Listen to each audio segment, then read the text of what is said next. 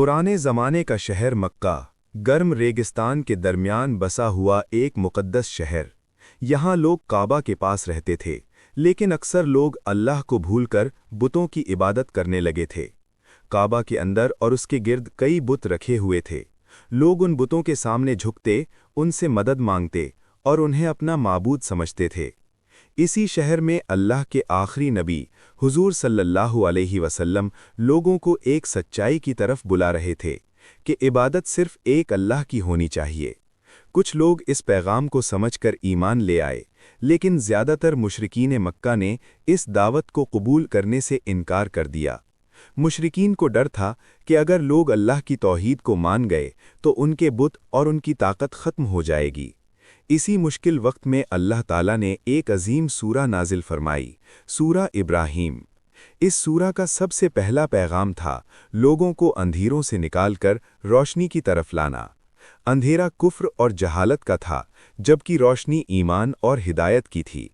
सूरा इब्राहीम में पिछली कौमों की मिसालें भी बयान की गईं ताकि लोग सबक हासिल करें। अल्लाह ने बताया कि जब भी किसी कौम ने अपने पैगंबर की बात को झुटलाया, उन पर सख्त अजाब आया। ये वाक़यात मुशरिकीन मक्का के लिए एक सख्त तंबीह थे। इस सूरा का एक बहुत खूबसूरत हिस्सा हज़रत इब्राहीम अलैहिस्सलाम की दुआओं पर मुश्तमिल है। हज़रत इब्राहीम अलैहिस्सलाम ने अल्लाह से दुआ की, या अल्लाह, इस शहर मक्का को अमन वाला शहर बना दे। उन्होंने दुआ की कि उनकी औलाद शिर्क से महफूज रहे और सिर्फ अल्लाह की इबादत करे।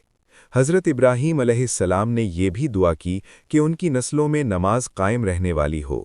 उन्होंने अल्लाह से अपनी और तमाम मोमिनीन की मग़फ़िरत की दुआ भी की। सूरा इब्राहीम शिर्क का सख्त रद्द करती है और बताती है कि अल्लाह के साथ किसी को शरीक ठहराना सबसे बड़ी गलती है। इस सूरा में मोमिनों को सब्र और इस्तिकामत की तलकीन भी की गई। उस वक्त मुसलमान मक्का में सख्त मुश्किलात और जुल्म का सामना कर रहे थे, लेकिन अल्लाह का पैगाम रोका नहीं जा सका। कुरान का नूर धीरे धीरे फैलता गया। सूरा इब्राहीम का पैगाम साफ है, इंसान को शिर्क और गुमराही के अंधेरों से निकलकर अल्लाह की तौहीद और हिदायत की रोशनी को अपनाना चाहिए, क्योंकि असल कामयाबी सिर्फ इसी में है।